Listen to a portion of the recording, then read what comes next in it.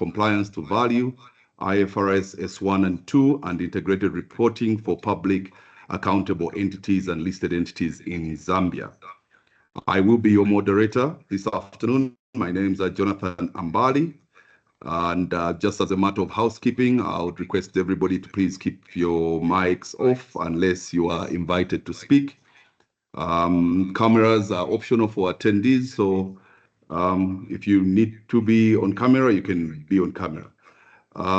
We will have a Q&A session ongoing. Some questions will be, as the discussions are unfolding, we'll have questions which are relevant to whatever point is on the table for discussion at the time. And then we'll also have questions at the end of the session. So please note that the session will be recorded for our video internal use. Again, I thank you for joining us this afternoon. So moving forward, I will ask our audit and advisory partner, Mr. Nhekede, who will give us a brief about the video services. Mr. Nhekede. Thank you, Mr. Ambali. A warm welcome to you this afternoon. I'm Godsave Nhekede. I'll take you briefly through what video does. Video Zambia is one of the largest firms in Zambia. Globally, we are part of the video network. We believe in elevating people, elevating business, and elevating society. In Zambia, we do provide services to a wide range of clients, from small-scale clients to large-scale companies. We do provide various services. We're a firm of chartered accountants situated in Lusaka. We do have 5 partners. We've got 4 associate directors, over 16 managers, and over 130 professional staff. From a staff complement, roughly we are about 160. Video globally is number 5 with a turnover of $15 billion. We have offices in over 1,800 countries and in over 160 countries and territories in the world. From a service line point of view, we do have our largest service line being audit and assurance, which has got 40% of the turnover, followed by the tax department, advisory, and then business services and outsourcing. From a staff complement globally, we are over 119,000 people. And from the services we do offer audit and assurance. For audit and assurance, we do provide statutory audit services for IFRS, for IPSAS. IPSAS, these are the public sector standards, which are now being adopted by many public sector organizations. We do provide internal audits. We provide forensic audits. We perform special purpose audits. We do also provide audit services for USAID related audits, CDC, NIH, just to mention a few. We do help under our audit department provide IFRS opinions if required. We can also support with IFRS 9 model development, IFRS 17 model development, regulatory reporting, IPSAS training, just to mention a few under the audit section.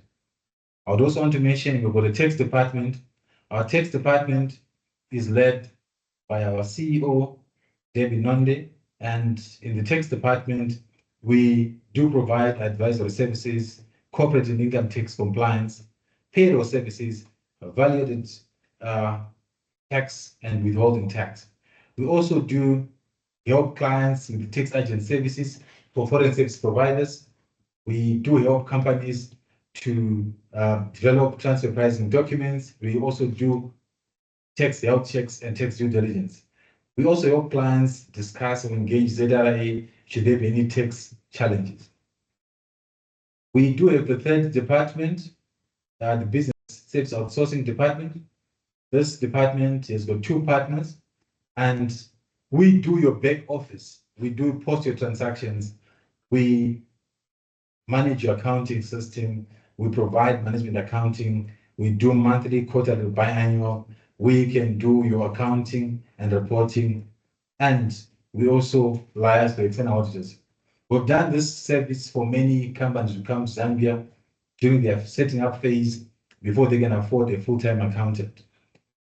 Under the BSO, we can provide companies with ongoing tax compliance, VAT returns, payroll, pay-as-you-earn, just to mention a few. Then last but not least, we have got our corporate advisory department. Corporate advisory does provide company secretarial, corporate governance, business restructuring, insolvency and liquidations, share and business valuations, sustainability reporting, board evaluations, share and business valuations, deal and transaction advisory, due diligence, capital raising, and under the corporate advisory, that's the department which is leading this session of today, moving from compliance to value. Corporate advisory department also does house HR service department and IT advisory services. In summary, these are the service videos Zambia does provide, and the partners we have got Mr. Douglas Ironside, who's our senior partner. We've got Debbie Nonde, who's our CEO/managing partner. We do have Tinashe Jerauni, one of the audit partners. We've got Mr. Andrew Joe, one of the audit partners. So in summary, these are the people, the partners who are there in terms of our firm. I hope I was audible. Over to you, Mr. Ambali. Thank you very much, Mr. Nhekede. And we will just jump right into our topic for today. So we are discussing from compliance to value, and we're looking at IFRS S1 and S2 and integrated reporting for public entities in Zambia. And as the ESG landscape gets complicated day by day, Zambia cannot afford to get left behind, and therefore we have been adopting the best practices that are obtaining around the world. And now what we want to do is narrow it down to what does it mean for Zambia? How do companies adopt these frameworks, these rules, in order to make us more open to as businesses around the world? We know we've got a lot of listed companies that have been mandated now through Zika, who have adopted the IFRS S1 and S2 frameworks for public accountable entities. So in Zambia, we have seen from Zika adopting these standards, and that these public accountable entities are expected to play a crucial role in fostering transparency and accountability in ESG reporting. Additionally, we've noted that integrated reporting is emerging as a best practice method for communicating both financial and ESG performance. Zika has put in place the following phases.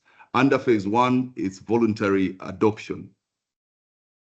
And then under phase 2, we have mandatory adoption for public interest entities, which begins on January 1st January 2026. It was initially 2027, and then it was moved to 2026, sorry, then it was moved to 2027. This required that public interest entities like listed companies, banks, insurers need to disclose sustainability-related information. Phase 3 is the mandatory adoption for large non-public interest entities. This starts on the 1st of January 2018 and extends the mandatory reporting to significant non-public entities. Phase 4 is mandatory adoption for SMEs, which begins from 1st January 2029, and allowing for additional time for smaller entities to prepare as we move into these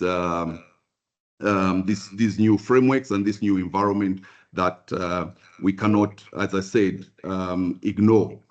So we have a very high-packed delegation of speakers, and I'll just run through the introductions quickly, and then we can delve right into the subject matter.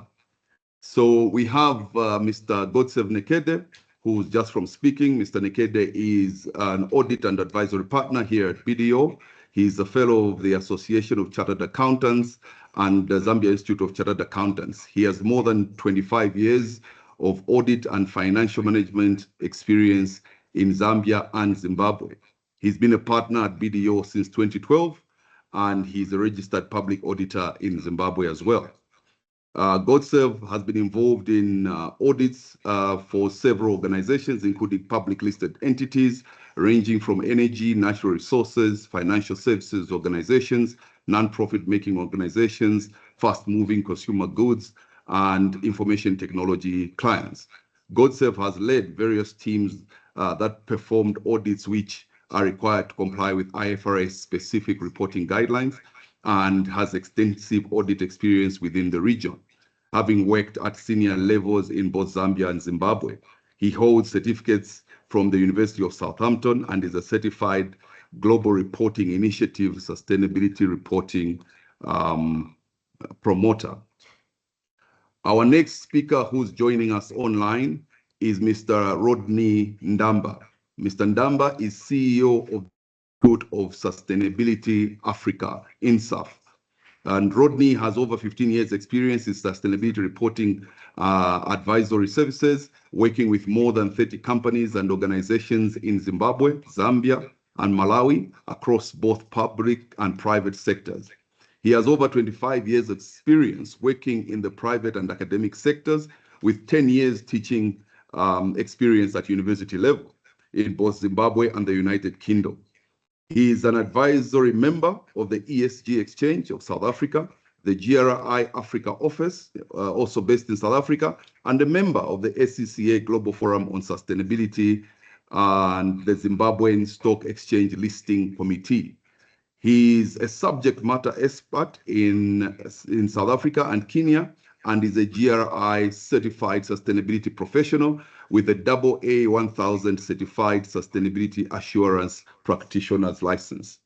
Rodney continues to rise as the renowned international speaker at numerous conferences and training events in Africa, Europe, India, the UK, and the US.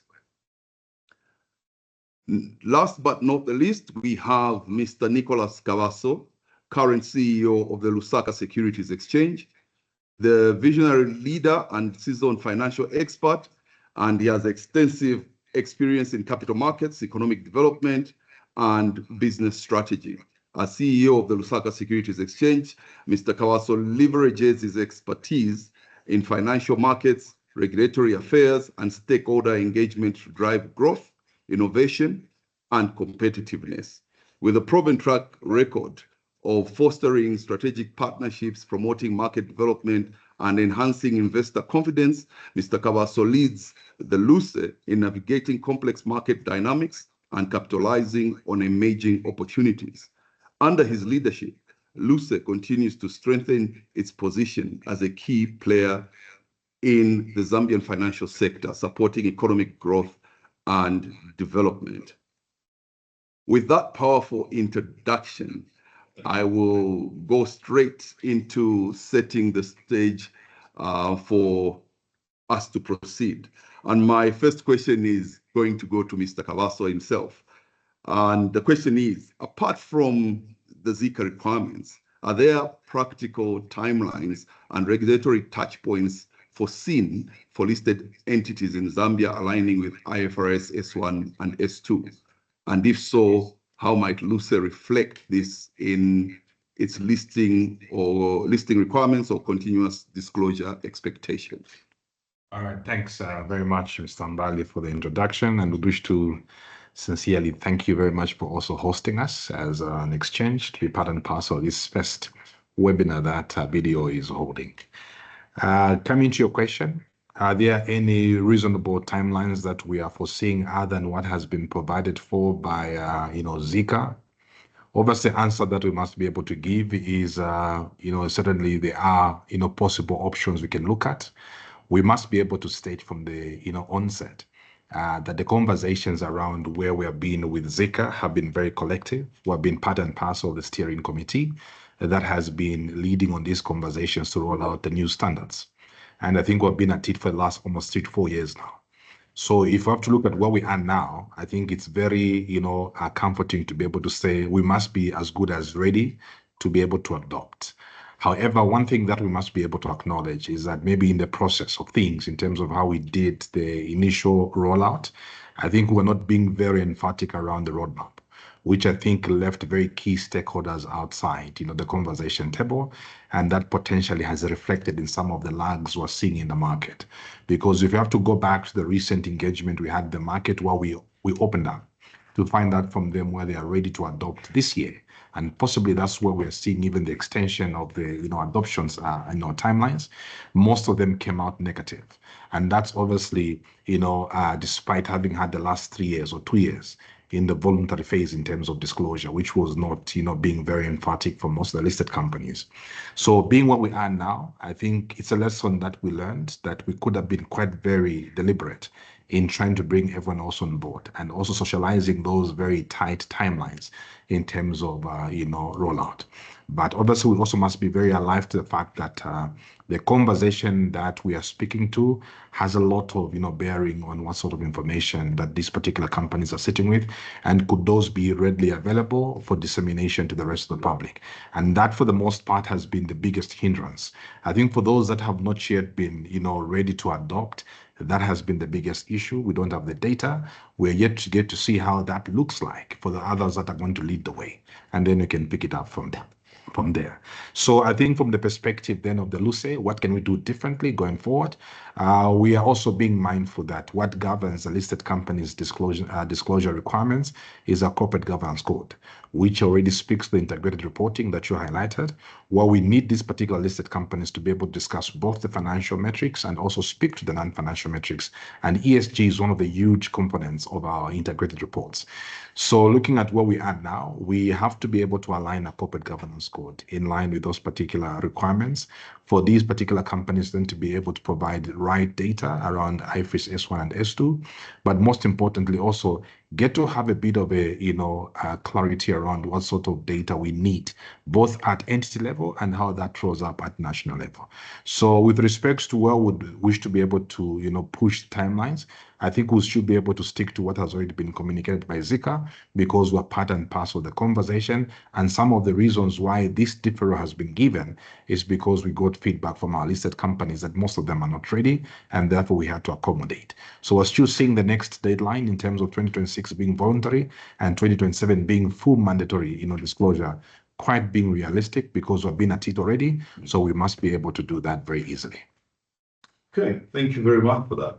I think you spoke about data collection and having the experience from how this is going to initially set out. So my next question would then be to Mr. Ndamba, Rodney, who, based on your pathways and your experience, beyond compliance, what are the clearest value levers that you've seen companies adopt through the IFRS journey alongside integrated reporting?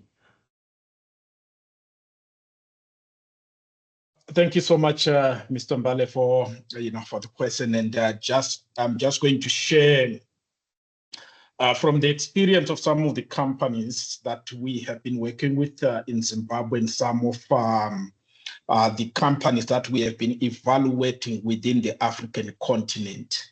And I would also want to draw even from the point of the former speaker in terms of readiness, and also what has been the pre-journey when it comes to the adoption and implementation of IFRS, and how do companies actually realize value from these standards.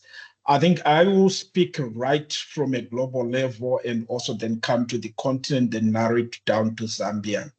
You will find that these standards, when they were developed, it was not that they were coming in as something new or to replace something that was already there, but they did come in as an additionality to what was already there. For example, impact sustainability reporting.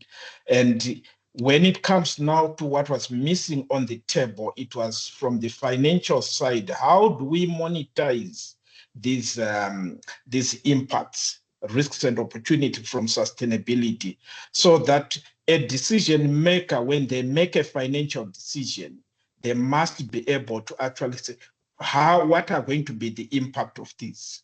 Or when an impact is made on a sustainability indicator, what are going to be the financial implications of this? And how does that impact the financial position of the company? So these two are actually related. But from a bigger picture, looking into sustainability, what are the low-hanging fruit beyond the issue of what investors and providers of financial capital can realize? There are business opportunities that can actually be realized. When you do your analysis so well, you'll find that you must be capable of identifying spaces where you can come out with new products or new services. And this is what these standards actually help businesses. Secondly, from a risk perspective, when you assess using IFRS S1 in terms of the financial implications of sustainability-related risks, what are the effects this will have on your balance sheet or even on your working capital, and how can you plan accordingly? And these are some of what companies can leverage, but it also has an effect of refocusing your business strategy, particularly when you are looking into products and services that are likely going to be impacted by climate-related risks. Should I continue to invest in this product or not? And this is where you find these standards come in. But from the broader picture, from how I tend to also look into sustainability, beyond compliance, it all depends with your starting point. Has it been included in your business strategy? How is it driving your business strategy? How are you looking at the purpose of your business, and how do you align this with your business strategy? And from the context of your business operating environment, what are the potential risks and opportunities? And how do you monetize this? And these are some of the deeper processes that I think companies need to actually engage themselves in, so that these standards come in to make a business sense rather than a compliance factor. Thank you. Thank you very much for that. I think that is quite insightful. I would jump probably straight now to the oversight bit and the governance bit. I think Mr. Ndamba talked about that these frameworks must be adopted from a strategic point of view, which means boards are quite cardinal in the whole process of ensuring that we adhere to these requirements. And Mr. Nhekede, this is for you. What board level structures, committees, matrices, statements best anchor the oversight of S1 and S2 and integrated reporting? I think the issue of structures and reporting is a significant issue in an organization. For things to move, there is need for some oversight, and for anything to be given attention, there has to be a structure which supports it. And in the absence of a structure, it may become difficult, if not impossible, for a mandate to be executed by an organization. Mr. Ndamba mentioned that the strategy has to change. And for a strategy to change, basically, we are now moving not only from focusing on the profit idea, but to a sustainable idea. And for the idea to be sustainable, I think one of the things we need to consider from a board perspective is to have a sustainability committee. This is a committee which will be dedicated to provide oversight in terms of compliance with S1 and S2. The way we have developed in the past, audit committee, risk management committee, I think we need a sustainability committee which can give adequate oversight on that area, and which can also give the board comfort that people are paying attention to the issue of sustainability. So ideally, I would recommend we should have a sustainability committee. But I know some boards may struggle to create another committee when the other committees. So it's something which can also be put under the risk management committee. The reason being that sustainability issues are actually a significant risk in an organization.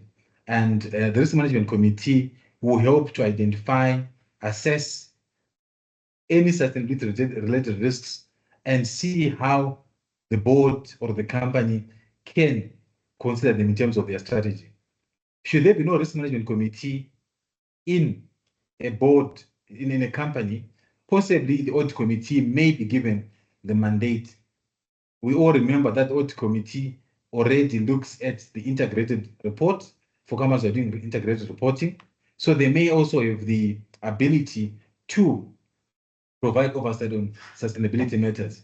So from a governance point of view, you are looking at possibly one of these three committees to look into the issue of sustainability. From mattresses, I think from a skill point of view, I would encourage all board members to get some training. After getting the training, those who are experts in sustainability can now focus on that. I think since the strategy will change from normally from only profit to sustainable business, then getting the sustainability training for all board members is very important. And it's something which BDO can provide to the board should the board need help in terms of obtaining the skill. BDO Zambia has got more than 25 people who are GRI certified. We can provide a team to train.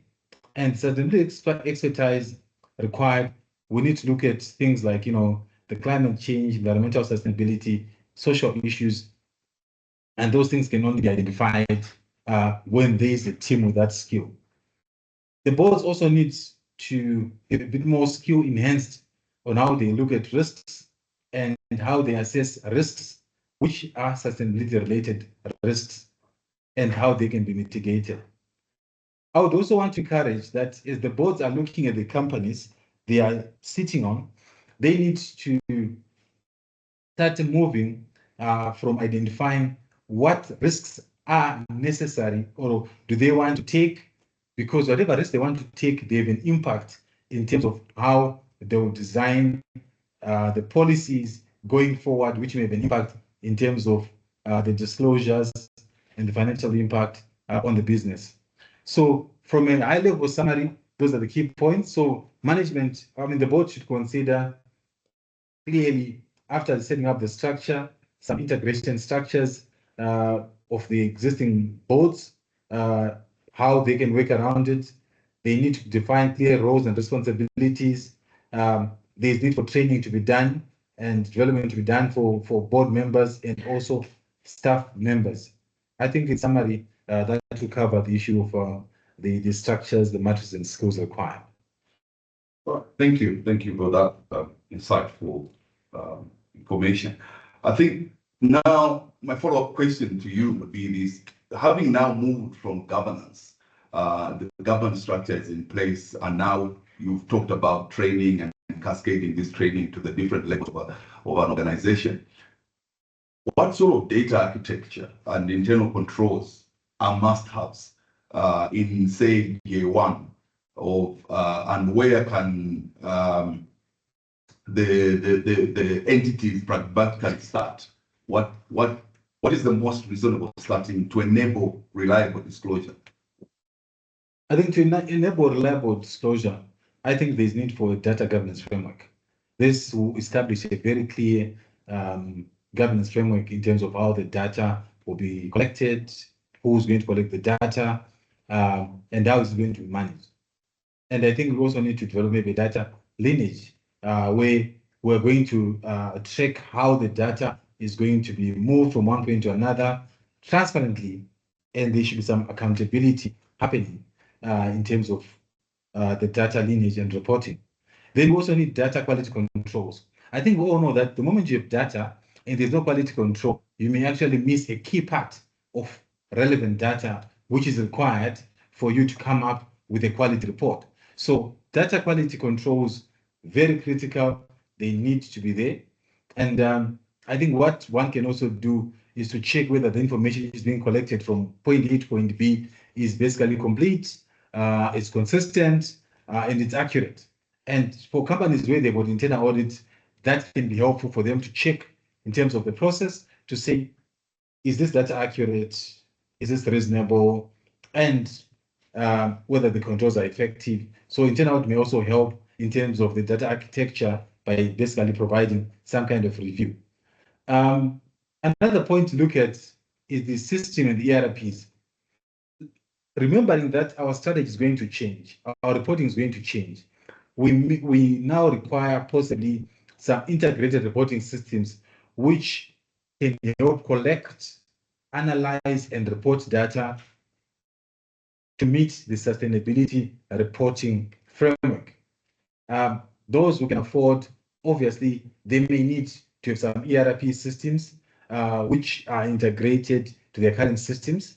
I know most organizations may worry because of the cost structure, but in the short term, they can prepare systems which could be possibly semi-manual through Excel to provide the reporting, and that will help them collect the data which is required to be produced in the final report which comes out in the end of the year. So looking at these things, I think they help the organization to start ensuring that the data which is being collected is accurate, and this data is reliable, is consistent, and so on. And from a focus point of view, I think people, management or the board should focus mainly on the high risk areas. What data is quite key, which is the biggest impact in terms of what they are running as an organization. So a good example, greenhouse emissions, gas emissions, water usage, those are quite significant items need to be measured, and they can easily be measured. And I think they will help in terms of the weight of the report which will be provided. And also one of the things they can look at is basically look at the issue of developing a phased implementation plan for how the data architecture is done, the internal controls implemented, and this should follow maybe more of a logical way. What are the key considerations should do? I think scalability and flexibility, very critical. I think in the short term, short to medium term, to what extent can these internal controls be scalable, and are they flexible enough to provide the sustainability reporting requirements? Number two, stakeholder engagement. Any change in system need to engage stakeholders. If you don't engage stakeholders, you are exposing yourself to a significant risk, and the risk you're exposing yourself, they may not buy in by investors. So there is need for stakeholder engagement at all levels. That is, the investors, the customers, the regulators, to understand what will be required, when will it be reported, and how will it be reported. Then, last but not least, issue of continuous monitoring and improvement, very important. There will be need for there to be continuous monitoring and improvement of the data which is being collected. I think if this is collected and reported, say every quarter, this would be very helpful for people to analyze whether the information is consistent, is accurate, and what quality is coming out of it. I think it's important to know that to establish a robust data architecture, internal controls framework requires teamwork. It requires the organization to identify what are the critical items required now. It also requires very clear communication and engagement. And it also requires possibly an early assessment before decisions are done. So in summary, I think these are the key points we look at when you talk about data architecture and what controls, internal controls can be there. It's important to know that internal controls are key for you to produce a report which can be supported, which is verifiable, and which is consistent, and which produces quality reports. Thank you. Thank you for that. I would like to just encourage our listeners, if you've got any questions, please post them in the Q&A section of the chat, and we'll read them through and we'll share them with our experts here so that they can respond to you. My next question would be to Rodney. This picks up basically from what Godsave has talked about. So now that we've framed the data and trying to apply now a sectoral lens to it, Under IFRS 2, how should banks, insurers, pension funds handle financed emissions and scenario analysis? This is compared to physical risk intensive sectors like mining and energy. No, thank you so much. I think building up from Mr. Nhekede in terms of the data, I think when it comes to sustainability and report, it's quite broad.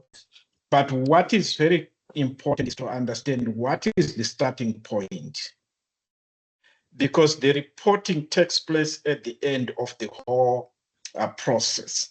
So sustainability reporting starts from what we call corporate sustainability, which requires an entity to start by measuring, and this is through your business strategy, setting out your targets. Then as you implement it, you need to manage any risks and opportunities that you encounter. Then thereafter, you then need to change where you find that there are negative impacts that are sustainability related. Then at the end, you report as you communicate to your different stakeholders. So when it then comes now to a sectoral approach, looking at the financial sector, why does scenario analysis matter a lot? Because there are risks, there are also opportunities as you finance. Even if when you focus on the emissions alone, you'll find that when it comes to understanding the project emissions and how is this project going to be impacted. For example, you may finance a project that may end up suffering negative impacts because of the emissions associated with it. And how do you ensure that as a financial institution, you are prepared for that risk? Or can you take that risk? Can you avoid that risk? Or can you manage that risk? For example, the project design may actually come knowing that we have got significant emissions that we are going to encounter when we finance this project that are going to come to the bank or to the insurance. But what are the offsetting mechanisms or the offsetting strategy to such an extent that even if we are financing the project that is going to result in emissions, we will still end up with a net zero because the whole project life cycle has got offsetting mechanisms. For example, a company can have a project or have a strategy of saying over these emissions that are going to be part and parcel of the life cycle of this project the bank is going to finance. We are going to be planting so many trees so that there is sequestration that will actually absorb all the emissions of the project. And this is where climate scenario analysis becomes very fundamental for a financial institution. But secondly, you also want to understand what is the level of exposure to the institution itself, as a bank, as a pension fund, as an insurance. How are we exposed? And when it comes now to determining the return on investment, at what level should we set it so that the risk of the emissions, the risk the emissions may bring, we are also able to ensure that we are fully covered should there be any negative effects associated with this. And these are very critical when it comes to scenario analysis. But it also helps you time your, for example, if there are going to be payments on a loan, knowing that if there is going to be a drought and the level of emissions, how they are going to be managed, there's going to be significant. For example, if there's a drought, you are going to require maybe use of high emitting energy. Because there's a drought, maybe a hydro generator is not going to be generating as much, and you are now going to rely on diesel generators. How do we ensure that we are actually prepared for the high emissions, or we have planned for the high emissions that are going to be associated with the climate phenomena that we may experience over the life of this project? And this is how financial institutions may also need to be prepared. But given the fact that, there's been some backlashes, also changes when it comes to different governments' response or even financial institutions' response to climate change, how prepared is the financial institutions for any transitional impacts that could be associated with the regulatory changes or even products being redesigned when you have actually financed them, so that there's minimum emissions or there's control on the emissions. So in a nutshell, this is where I see climate scenario analysis, particularly for financial institutions, insurance, and even pension fund. But lastly, it's all about also the how do we ensure that our premium that we are going to charge fully covers the risk of the emissions in the project? Thank you. Thank you very much. My next question is to, and probably is for everybody, but I'll start with Mr. Kabaso. And this now speaks to, given the sectoral nuances that we've just listened to and Mr. Ndamba has explained, which priority matrix and targets should Zambian listed entities and public accountable entities disclose by sector?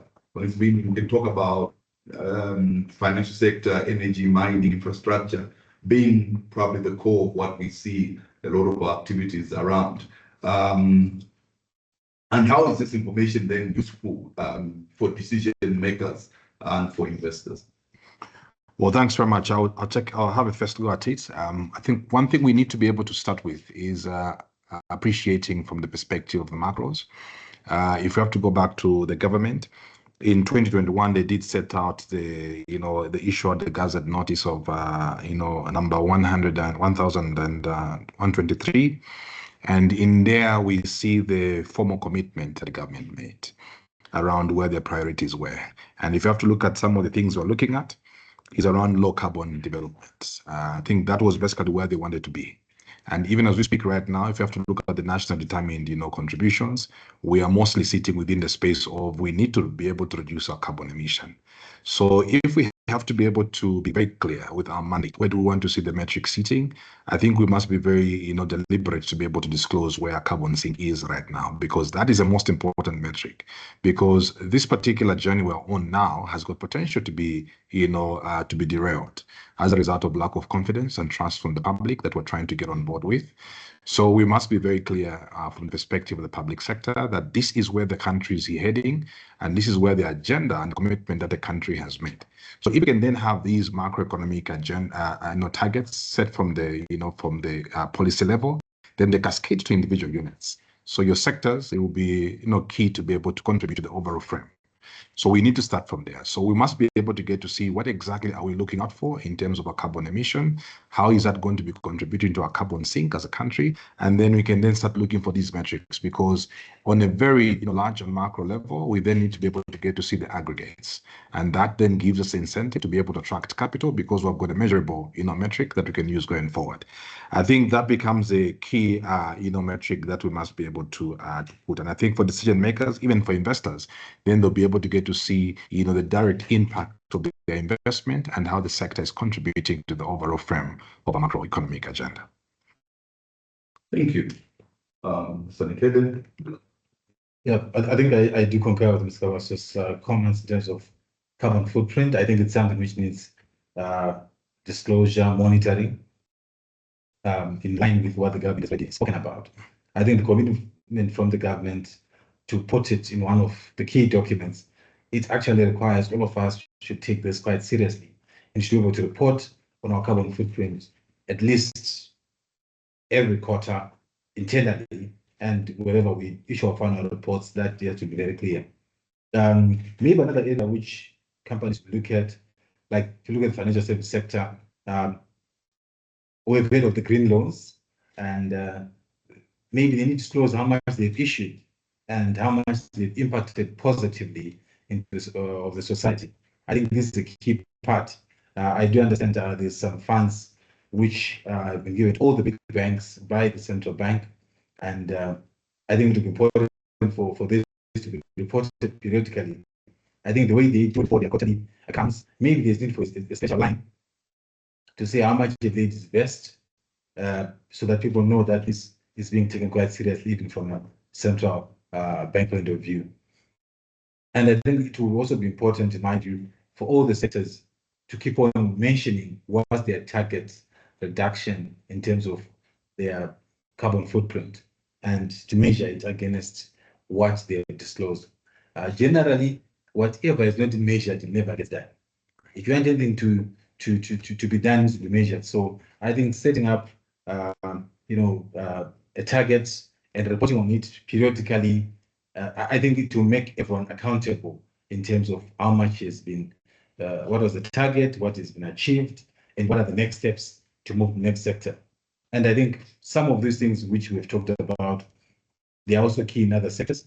I know in the energy sector, I think the issue of the renewable energy capacity and energy efficiency matrix, these are quite key matrices to be put on board, to be disclosed, for everyone to be clear what's happening.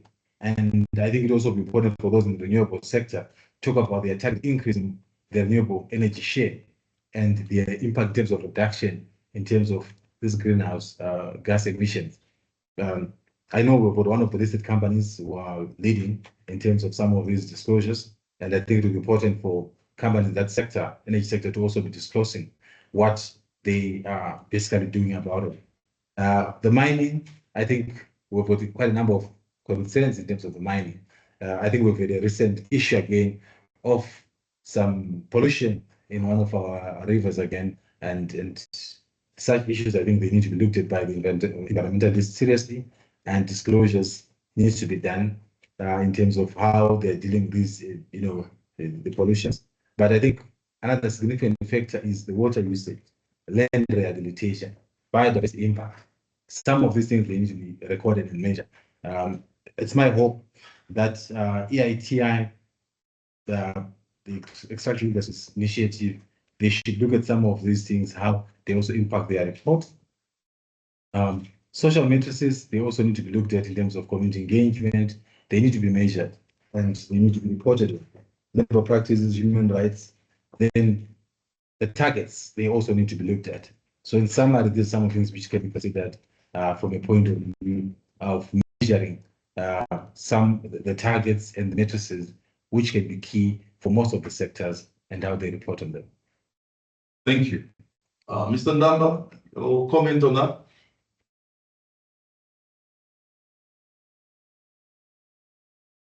You're on mute. Okay, thank you so much. No, allow me to just share a bit of a different perspective, because one of the things that I've been going through personally is moving away from being transitioning from being a sustainability expert to a sustainability philosopher. So one of the key things that I've looked into, even as I assess a number of companies in Africa, is sustainability, or ESG, has got a 3-dimension. The first one being why. Why are we doing this? What are we doing? And how are we going to do this? So looking in the context of Zambia, the critical question becomes, what impact do we want to make? Even from a regulatory perspective, can we go to Zambia? Can we go to Fulila and explain to the grandmother in the village what ESG or sustainability mean for the company that is mining in Fulila? Can they explain what does sustainability mean to the villagers?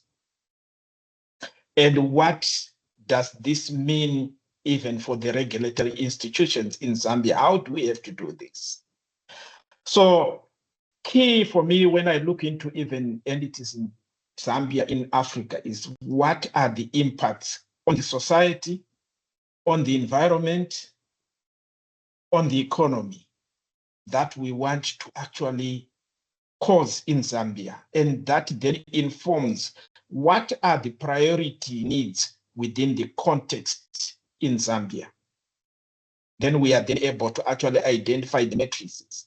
For example, if I share with you an experience we have had in Zimbabwe, is that because I was responsible for drafting the regulatory instrument, and what we did was to learn also from countries like Singapore, Korea, and Japan. Their focus on sustainability is more on their own society, on their own economy, on their own environment.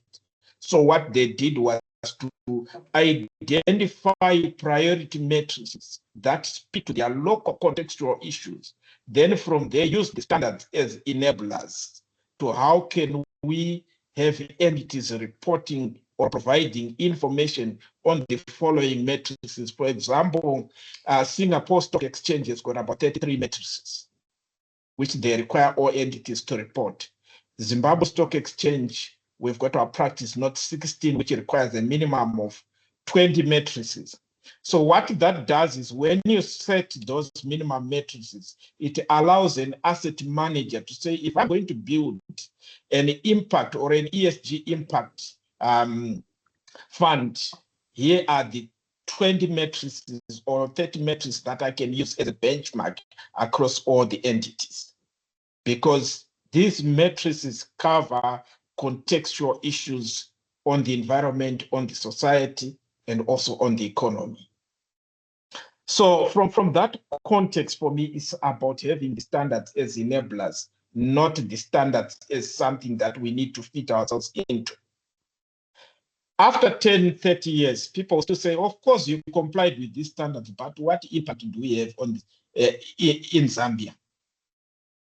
And this is, for me, a perspective that I'm beginning to say, you know what, from the African continent perspective, we need to look into this. So there's a bank I was actually reviewing in the past week within one of the African countries. So I can't mention it because of part of the work that we are doing on the evaluation of IFRS adoption in Africa and some of the case studies we are trying to build up.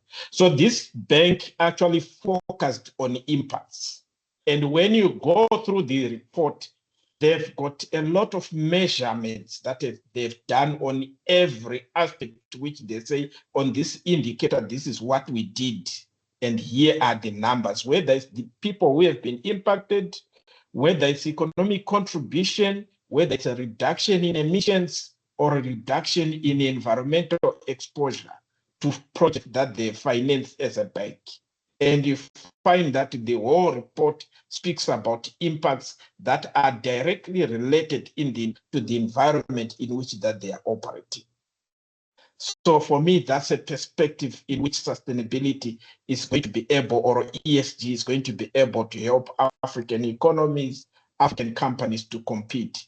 If you look into comparable companies, for example, in Germany, in Finland, in Denmark, it's more about the impact on their environment, their local context that they actually report and speak about. Whereas I think in our context, we are more about how do we comply with these standards? And that's where sometimes we could end up missing out the bigger picture. Thank you. Thank you very much.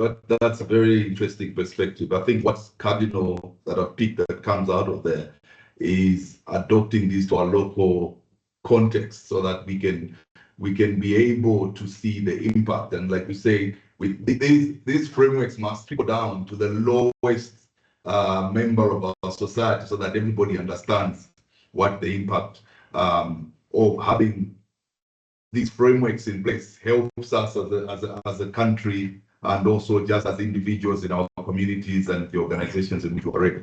That's a very interesting perspective to have. I'll get back to Mr. Nhekede with my next question. And it is, as now we're looking at the narrative maturing and entities are now building credibility, what's a sensible assurance pathway? So from readiness to limited assurance to reasonable assurance across the first three reporting cycles. And what would typically delay assurance readiness in that first three reporting cycles? Yeah, I think the process of ensuring a company is ready, you need to look at the first part. You have to do a gap analysis. in terms of gap analysis, we are trying to check where are you in terms of your reporting requirements and process to what you have. You need to identify what gaps are there. So you take your last report which you issued into the market, and that report you compare with what is expected of you to report. Then you identify the gap between what you reported and what you should report. Then from that point, now you identify what processes and controls need improvement. So the first step to prepare readiness is you have to do a gap analysis. Then number two, you have to design a process, and this process basically is supposed to help you ensure that you are able to collect information and validate the information and report on that information. So first step, gap analysis. Second step, process design. On gap, we are trying to check what gaps are there between what we've reported and what we should report in line with the frameworks. Process design, we are saying what data, how do we collect the data we need, how do we validate and how do we report on it. Then as part of the readiness, again, you need to do some training and awareness. I think training, very important. The only way you can change a direction of someone is by providing training. And I think training will make people understand what you want to report on and how you want to be reported and what are the roles of the people involved in the organization. So your readiness, very, very important. And I think it's something which we as an organization can help you do a gap analysis, help you design the process, and help you with the training and the awareness part. So the training and awareness part can also involve some part of stakeholder engagement, engaging some of the key stakeholders in terms of where you want to go and where you are. Then, so that's what will happen in year one. And when you go to year two, the thing you need to look at, which is important, is now, if you want to go for limited assurance, on this part now you have to engage an assurance provider to perform limited assurance review of your report. And that's where people will now say, based on the report you produced, what are the gaps? If you use like the GRI standards, you can actually report on each and every part you have reported and what gap you have. And I think that enhances the quality of your report, was more of like self-disclosure. And when you look at about limited assurance, what an organization should focus on the high-risk areas, like greenhouse emissions, the water usage, and so on. Obviously, you're not going to be able to report on everything, but you're going to report on high-risk areas. Then the third thing under limited assurance is basically looking at how to remediate the control gaps you identify. When you identify the gaps, you need to find a way of how do you address those weaknesses in a reasonable time. So that would be your year two. Your year three, obviously, you now need to get some kind of reasonable assurance. And in terms of reasonable assurance, what are you looking at? Obviously, identify first who can provide reasonable assurance. A third party should do that. You cannot cook your own cake and test it. So you need actually someone independent of the organization to come and provide reasonable assurance in terms of what you've done. Then hopefully by that time, some of the process would have matured and you are able to provide some, robust or possibly strong controls to provide reasonable assurance. Then in the third year again, you need continuous improvement. I think we all know that in year one, we do our systems, and year two and year three, but every year we always find a way of making it better. And I think continuous improvement is very important. Generally, I've seen that there could be some delays in terms of one being ready to obtain assurance. And one of the reasons is leaving things too late. I think the CEO for LuSE, Mr. Kabaso, has actually told us that we are now pushing the dates, or Zika has pushed the dates forward because people were not ready. Which means if people are expected to have some assurance report, they cannot come out because the basic data required is already not available. So lack of preparation can result in a challenge. And it's my recommendation to all listed companies who are on this call to start looking at this part of ensuring that you start doing a gap analysis. And the gap analysis, video can help you do a gap analysis if you don't have internal capacity to help you do the gap analysis. Then what are the things which will delay you to having your report go through an assurance process? Insufficient data. If you don't have sufficient data, definitely you will not be able to to provide information required for one to provide assurance. Another cause of a delay will obviously be lack of internal controls. If you don't have adequate internal controls, that will compromise the quality of the data which comes out, and a sustainability report cannot actually be released. Another factor which can actually affect a company being ready for assurance is inadequate training. And I think it's something which people do sometimes leave too late. People are trained towards the time they need assurance. I think you need the training early. Then you, after the training, you do a gap analysis, maybe another training again. And this will help you now ensure that the people, when they're being asked to deliver, they're able to deliver the report, which can now be assured. I know most of the organizations are being audited. Actually, all listed companies are audited. And for them to get to a point where they are audited, there's a lot of preparation which happen every now and again to ensure they get a clean opinion. The same applies on sustainability reporting. If we don't have adequate training and adequate awareness, we'll struggle to produce things which can be reported on. Another cause of what can affect the reports not to go through an assurance process on time is inconsistent reporting processes. I think this is quite common normally in the first year, where how people are reporting from one department to another is not working together to produce something which is supportable. You find different reports coming from different teams to produce different results. So I think it's important for this to be looked at. And I think I would encourage that before you go through the assurance process, observe the points I've mentioned. They are very important. You need to look at, your year one, your gap analysis, process design, training and awareness. Year two, obviously, for limited assurance to happen, you need to make sure you are ready for someone to come and perform that, and should have identified the high-risk parts of the of your report. I think it's also important that as you are preparing for your assurance report, identify the key activities and milestones for each assurance pathway. You need to prepare. This is how I will check, this is how I will report, and this is how it can be assured. So it's actually a process. And I think I would want to encourage everyone that for you also to ensure your reports come on time. If your reports come on time, you need to make sure you put time in terms of preparation. I think all of us have gone through some exam of some sort in our lives, doing our accounting or audit or any qualification. Lack of preparation actually results in bad results.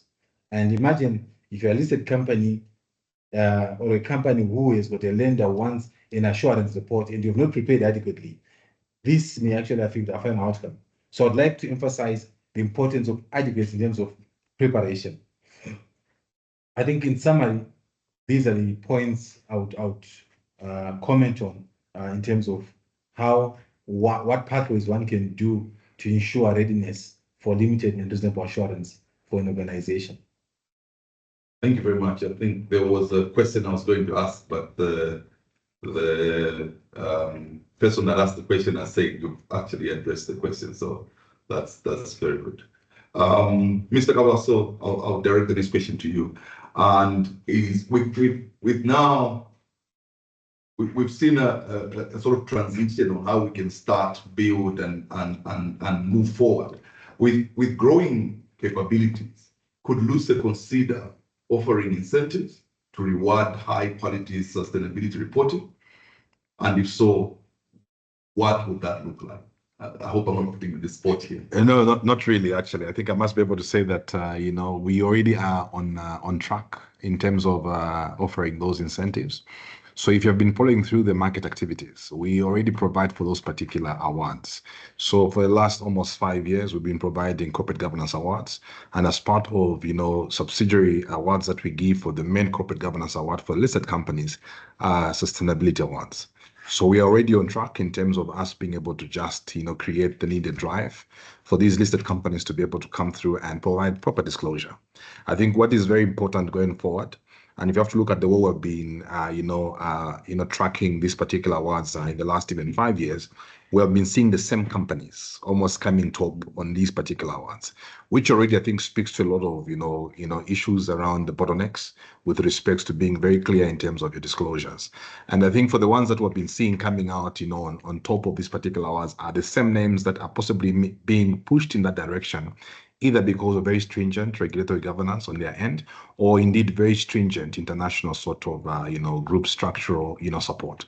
So for the part of incentives, we are clearly on track. We are incentivizing these entities, and we're happy. Last year was the only year when we kind of just broke off, primarily because we're just trying to redesign everything else. So this year, we're actually going to market bigger and better. We are actually having our major corporate governance awards in October during our capital market conference. So we have got a lot of other sort of individual subsidiary awards that we'll be giving alongside what has just been talked about. So we've got some good names that we want to parade in terms of those companies that have been very good in terms of these particular disclosures, and others I think are already ahead of where the market is right now. So possibly those who should be contenders in terms of those to be awarded. But I think the market must be rest assured that as a LuSE, we're already ahead of time. We've already been on track, and we'll possibly just be able to reinforce on those expectations going forward. Fantastic. Good to hear. And I think that should be encouraging to everybody else that is thinking about starting the process in terms of public accountable entities, and that, there's incentives that come with these meeting these requirements. And in just keeping with that momentum, I'd like to now sort of ask a question to the entire panel, but this is how the public accountable entities or the listed entities should balance the implementation costs. I think compliance cost is very high for most of these, and probably that's where a lot of the delays take place. And now you have your supplier, you are the big entity, now you have your supplier, and now you have to trickle down some of these requirements to them, and they should start cascading the data requests which eventually feed into your reporting. What's a fair phased approach to cascading data requests into SME supply chains without overburdening them? And probably I'll start with Mr. Ndamba. Okay, thank you. I think the issue of the costs when it comes to compliance with sustainability standards has been raised in quite a number of countries. In the past week, I was also chairing a panel session on the Africa Director Summit in Cape Town, and one of the presenters also came in and says, JSE has done an assessment in terms of sustainability compliance, and they believe it will cost maybe around 10 million rands for companies to actually comply. Based on my experience so far, having been in the field for over a decade, it all depends on the strategy of the company and the philosophy of how are we integrating or adopting and implementing sustainability. If we set it up within the organization, for example, you're setting up a department on sustainability, then that means you have got a cost center there. And usually this is the practice you find in South Africa. But outside South Africa, in many of the countries I've worked with this, I tend not to recommend that. Sustainability is not a new philosophy or a discipline. It's an additionality, which basically means that it's the same people doing what they are doing, but they are now doing it with a recalibration of sustainability. It's just like if you go to your procurement department, they know the number of suppliers that they have. If you go now to, for example, to the GRI standards on procurement, where a company is supposed to report disaggregate data on the local suppliers and foreign suppliers, procurement from women-led businesses, youth-led businesses. It's the same procurement department that need to just analyze the data that they have. They don't need someone to come from somewhere and say, let me analyze this for you. You go to, for example, your HR, all you need to do is to update their job role and include sustainability, where some of the things that you feel these are no longer necessary or it's a duplication, you actually realign them so that they continue doing what they were doing, but this time there's an additionality of a sustainability practice which they are actually bringing in. So in that way, if you approach it in that way, you are going to find that the cost that we tend to refer to, they will be actually minimal. Much of the cost will be on capacity development. Once one is equipped, they are able to actually perform it effectively. So that's, for me, is where you find that this element of cost then comes in. And you can actually do it in a better way once you know why are we doing this?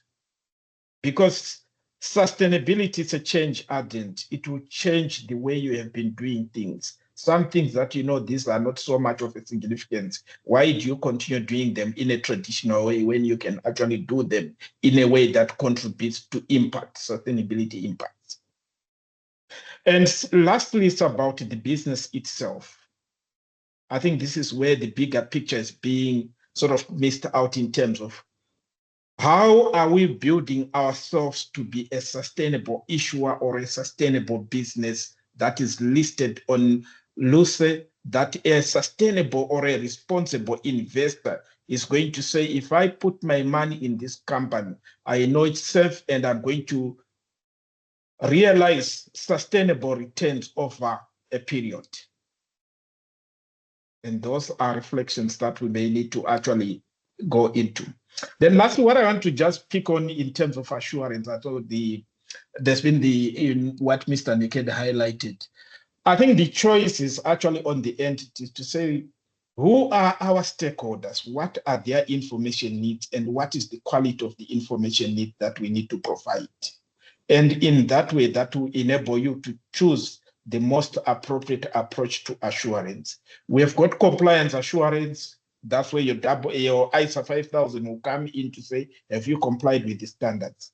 Then we've got impact-based assurance, where you're saying, if I'm operating in Zambia, what impact have I caused? And can the data that I'm reporting is how reasonable or accurate is this? And can the report match what is happening on the ground?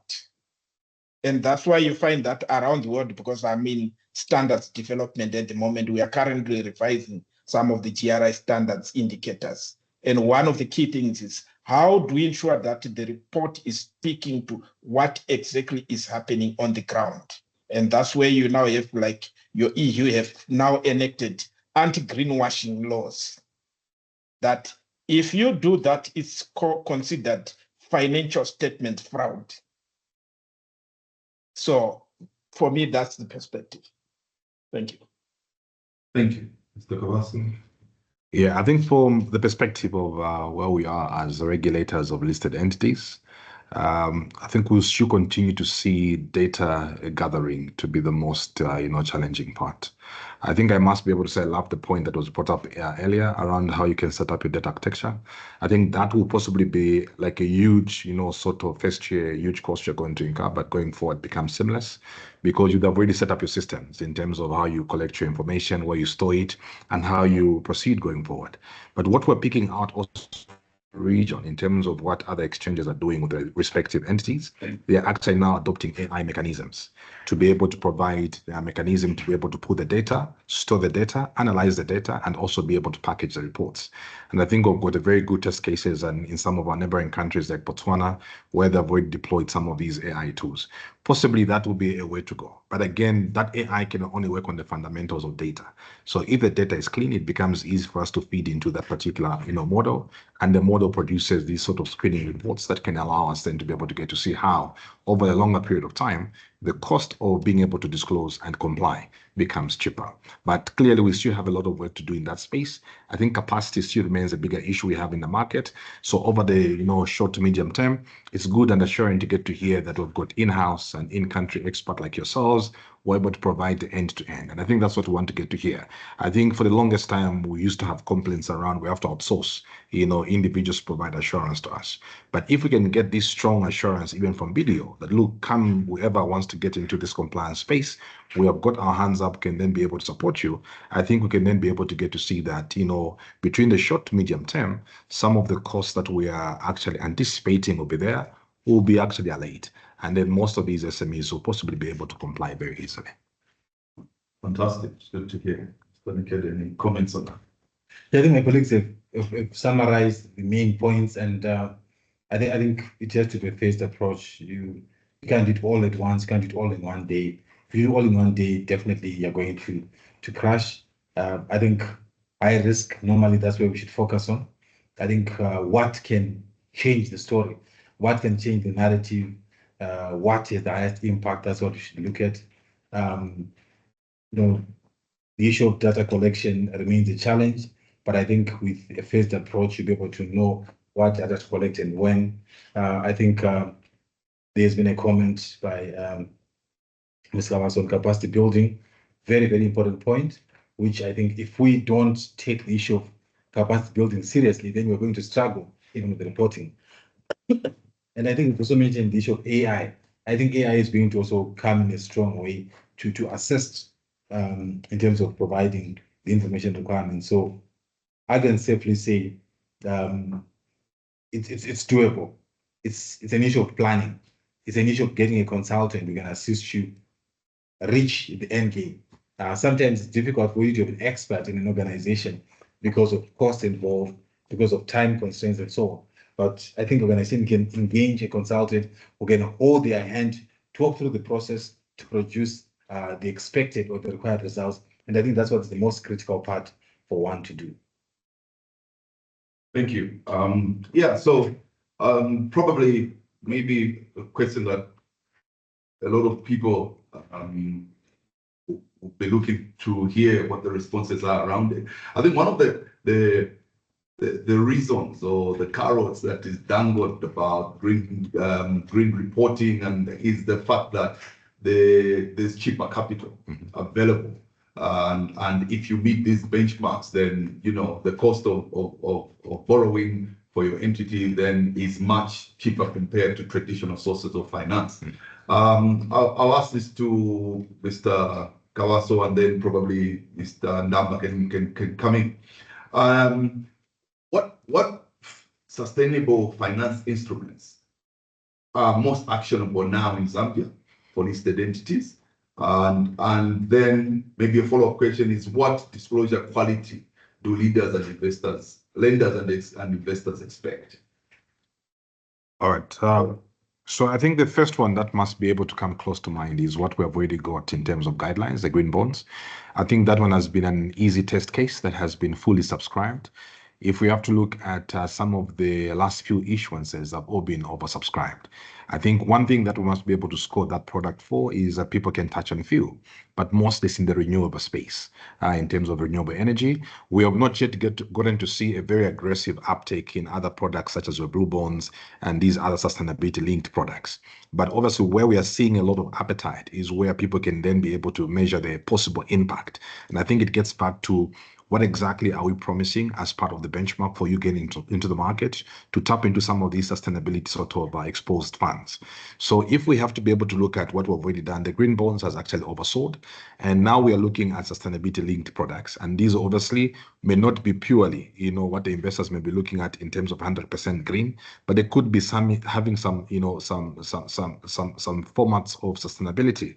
And if these disclosures are being very, deliberate on the listed companies and listed entities, entities, we can then be able to pick up the data, which could be clean and being disclosed, and then package some of these, information to the public, especially the investing public who are looking for anything else other than green bonds.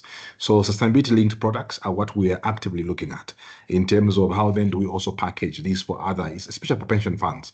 They may not necessarily have been in an active green space, but they could be looking for sustainability-linked products. So that's an area we're looking at very closely. We have got the blue bonds that also are possible. I think he did mention earlier around getting to Zambia. Zambia is already a test case. Can we then issue a blue bond to be able to transform the entire Zambia?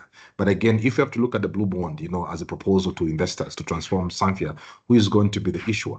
Again, these are some of the dynamics that we must be able to come to terms with, because if you have to look at the municipals, they're not really going to be key, issuers of these particular bonds because of their balance sheets. So again, those are some of the deliberations that we're having.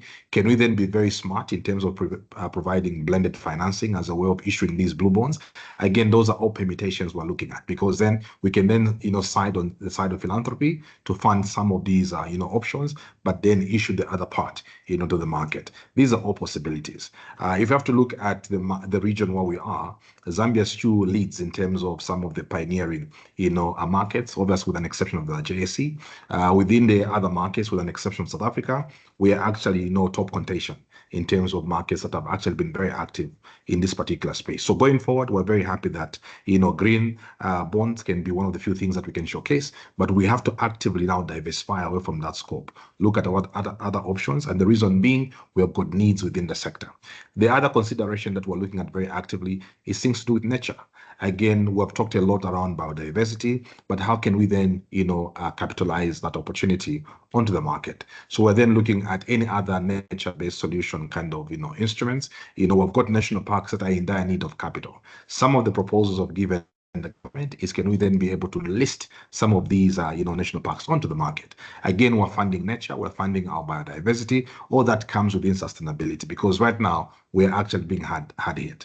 Some of the corridors of our nature are also being impacted by human, habitation. How then do we prevent and protect our animal corridors? Again, all these are smarter ways of trying to get to see that we can then be able to issue instruments to protect these. But we must be able to say that what most of the lenders as well as issuers, investors are looking for is cleaner data. Because if you have to look at sustainability, most of the funds that we're tapping into on the international capital markets are actually coming for impact. So if we cannot then be able to measure impact, it becomes very difficult. And that is basically where the biggest incentive is for these funds, because they're ethical funds. And that's the reason why greenwashing has to be very far from your proposal when you're issuing. And the very stringent ongoing obligations have to be upheld as you are monitoring your particular issuance. So from our perspective, I think those will be your key sort of metrics and points of observation, going into this particular space. In terms of whether it's going to reduce our cost of funding, I think that's another area for further discussion. Ideally, between now and possibly in the medium term, we'll continue to see that it will possibly be at par with some of the the brown issuances, because we've not seen very drastic incentives coming through from the public sector to be able to incentivize lowering cost of funding in this space. What we've gotten so far is reduced tax on the aspect of the coupons that are being paid on the bonds, but that is not very drastic to really bring down the cost of raising debt or in this particular space. So we'll still have to be able to keep on moving in terms of where the incentives are going to come from to see a very drastic drop in terms of the cost of funding. Just Mr. Ndamba, any comments on that?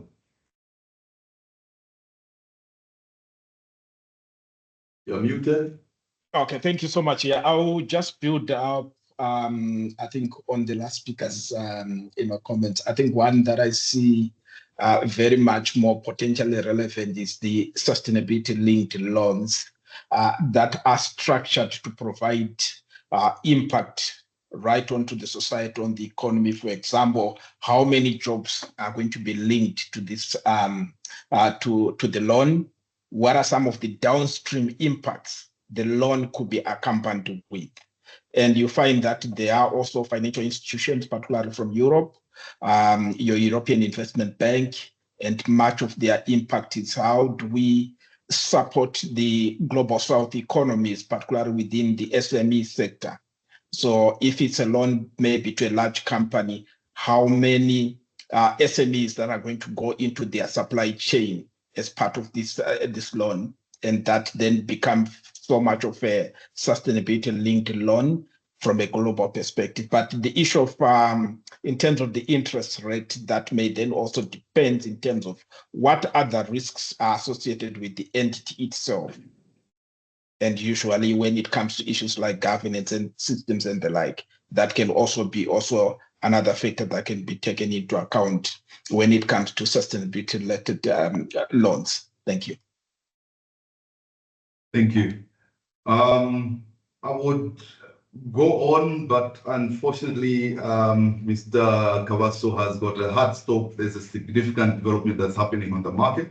So probably what I would then do at this moment is probably ask for closing remarks from our presenters, and then we can look at some of the questions quickly that were being asked. So maybe as the presenters are thinking through their questions, some of these may already be thinking through their closing remarks. Some of these questions may already be answered, but I will just direct them to the team.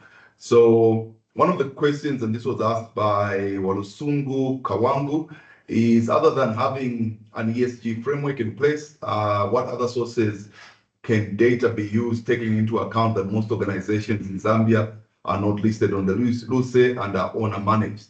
And factoring into account that benchmarking cannot give accurate data. So maybe I'll direct that to Mr. Ndamba, and then you can pick it up as you also offer your closing remarks. The next one, I think this was answered by Mr. Nhekede. This is how do you resolve a situation of mixed signals to stakeholders with regard to inconsistency between financial disclosure and sustainability disclosure, especially that data for sustainability is generated from operations on the operation side of the business. And this was Mr. Kilian Sivata from Zamefa. The third question, and I'll probably direct this to Mr. Nhekede, is are there any specific ERPs that you can suggest to assist with the collection and reporting of sustainability information? I think, yeah, so I'll probably put that. The last question, I think, relates to pretty much, I think, the net zero journey that the organization is going through. And it talks about, it says for entities that can't obtain reliable data to make accurate decisions or disclosures, particularly scope 1 and scope 2 and scope 3 emissions, where the cost of collecting the data outweighs the benefits, would a disclosure of the gap be adequate? And what are the implications on the entity's audit report? In addition, can an independent audit firm providing the limited assurance report on sustainability reports be the same firm conducting the audit of financial statements? So I think with that last question, I'll probably start with you, Mr. Nhekede, and then Mr. Kabaso, and then we can close with Mr. Ndamba. Okay, thank you, Mr. Ambali, for these questions. In terms of assurance, currently it's any firm authorized to issue an assurance report, which is the right training, can do that. I think in Zambia, there's a forum which has been created by Zika, and I think there will be some training happening within the next 14 days or so regarding sustainability assurance. So number one, if you're authorized to sign an assurance report in a country and you've done the training, you're able to do it. The challenge has been not all practitioners have done the training. So there's still the issue of the training needs to happen. If it's wanted for external purposes, some people can fly in and fly out, but it may not be acceptable in Zambian context or in other contexts in other countries, because you have to be allowed in that country to sign off an assurance report. And I would want to say from the BDO perspective, we've got a local team which has done the training, and we also got support from the region and the continent to provide this kind of service. So I would like to believe there should be a few other players who can also do a similar thing, having complied with all the requirements. I think there was a question raised regarding the costs of implementation, data, and so on. Some of you may remember when the accounting standards came, there was also a bit of resistance, but over time, it became a requirement. So right now, when you want your financial statements to go to LuSE, they will tell you they have to be full IFRS. And this is going to also come through in terms of sustainability. So if you check, there's a first approach in terms of sustainability, that there's initially a voluntary, then there is a publicly accountable entity. Then there are those large non-publicly accountable entities. Then the next phase is going to be SMEs. So it's just a process. It's just that I think when we are given some of this guidance, we think it's too far. But when it comes now, we see it becomes expensive. That's why I propose that you have a phased approach. Start the process, start the planning, do the training, and start identifying what's relevant for you if you're not a listed entity or a public accountable entity. So I think in summary, those are my closing remarks, that I think, yes, assurance can be done in Zambia. A number of firms have done the training. They should be able to do it. And also, I would like to emphasize, all of us, listed or not listed, let's work towards it. It's a matter of time before even the bank starts saying, we need this. Or actually, your final customer will say, I need this assurance for me to provide you this service. Thank you. Yeah, no, thanks very much. I think from our perspective, we must be able to state that, just as we've been discussing compliance for value creation, we have to be able to get to see, the aspect of us complying with sustainability requirements, not as a tick box, but obviously something that has to be done because we want to create sustainable value for our businesses. And I think the comforting part of our discussion today, clearly we've had, good cases. They are both within and outside the market of how others have done it. We can possibly be able to read as well. We're not very far from, the experts that can guide us and hold us. We have clearly been able to hear for ourselves that we have got the competences even within, BDO is one of the few that we have on board. So we have to be able to take advantage. I think it's not a very far-flung, conversation. It's something that is very close to home. But most importantly for organizations, if you're sitting obviously on the board, which becomes the most critical oversight body, we have to set the tone from the top. And that has to be delivered very deliberately for the sake of making sure that as we comply between the short to medium term, we get into a phase where this becomes part of business as usual.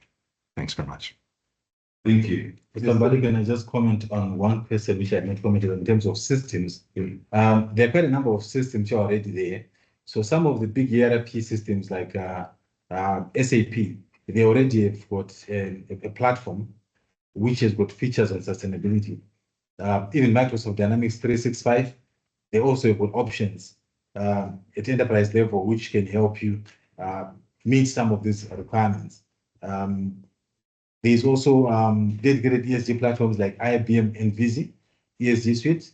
I think this is actually what's being used by BDO Global to collect the data from all the offices. As part of the BDO network, we are actually providing the information to produce a global financial global report. So I think some of the things you can look at, and should you need more information, I think we can provide some information. Yeah. Thank you. Mr. Ndamba, your closing remarks. No, thank you so much. I think just starting off with the small companies, my advice would be start small. Just start collecting data on the small issues, then you can actually see the impact of it. Even if you convert it into financial value, you actually start seeing and tracking your operational efficiency, because sustainability is all about the decisions and the actions that we take. And that's what defines sustainability for a business. Then secondly, there was a question on estimates when you don't have maybe the resources to actually, or equipment to actually measure. With the standards, sustainability standards, for example, the GRI standard, estimates are actually allowed, provided your methodology is actually tested that it can actually give a reliable data. And if you look, for example, you can use the GSG conversion factors. These are US-based as they are contained in the IFRS Sustainability Disclosure Standards. So, for example, in our case, the way we work with local companies is that we actually discount them so that they meet the local context. Then we apply them, and we state in the report that for each of these GSG protocol emission conversion factors, we have discounted them so that they meet the context in Zimbabwe, they meet the context in Southern Africa. And this is how we have applied them and these are the emission equivalents that we can actually report. Then lastly, I think the issue of auditors providing the same assurance as those that have provided your financial audit, you can refer to the newly launched ethics standards. They ought to be a thin line, and there is a prevention for the same auditors doing financial audit to also do the sustainability assurance. And that is all contained within that, so that these issues of conflict of interest are being managed. And then lastly, I think my parting shot is that sustainability is the biggest opportunity that we have at the moment. And you have to define the business case for your own company. And that will take you as far as you can go. It is the biggest opportunity that we have. Thank you. Thank you very much.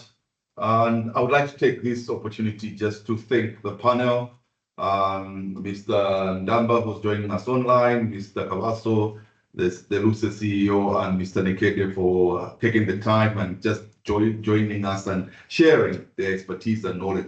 We hope also our viewers and everybody that joined us, our esteemed panelists, provided quite a lot of information, and we hope that it provided a lot of guidance and navigation in this evolving ESG landscape that we find ourselves into. Everybody is involved, everybody's connected, and everybody must play their part. So with those few parting words, I would like to stay tuned for our next webinar, in which we'll be delving deeper into the latest trends and practices in the sustainability and ESG landscape. And we'll see you then. Thank you very much. Thank you. Thank you. Yeah, Thank you. well done. Yeah. Thank you for taking the time. The energy was very contagious that you had. Thanks so much. I appreciate it. I need those points that you are giving there. Okay. They're not hidden as an IP for you. No, share with you. Yeah. Share with you. Yeah. No problem. I'll definitely need to get that. Okay, no, we'll share with you. Someday. Yes. A picture. Yeah. So I'll get the phone here. Which one? We'll get one here, one outside. I was actually telling you we made the enemy.